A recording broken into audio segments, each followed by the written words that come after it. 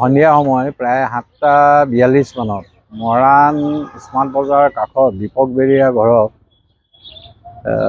Search operation কৰে মৰাণ থানাৰ আৰক্ষী দল এটাই, য'ত মৰাণ আৰক্ষী চক্ৰ বিষয়া, ভাপ্ত বিষয়া আৰু কেইবাজনো থানাৰ বিষয়াই এই চাৰ্চ অপাৰেশ্যন কৰি এটা দীপক বেৰিয়া ঘৰৰ ভিতৰ এটা ৰুমত 7জন মানুহক কৰায়ত্ব কৰে আৰু সেই সময়ত তেখেতলোকে জুৱা খেলি আছিলে।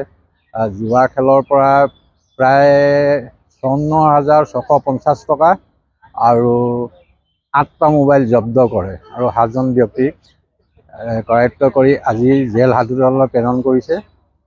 আৰু আমি জনাত নন ভেলুবল ছেকশ্যনত তেখেতলোকক গ্ৰেপ্তাৰ কৰা হৈছে, যি গেম্বলিং কেছ বুলি আমি ইয়াত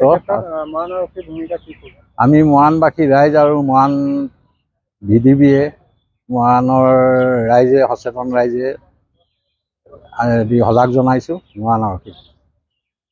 যিকোনো খবৰৰ বাবে যোগাযোগ কৰক 7099017330 লগতে 7099017110 নম্বৰত।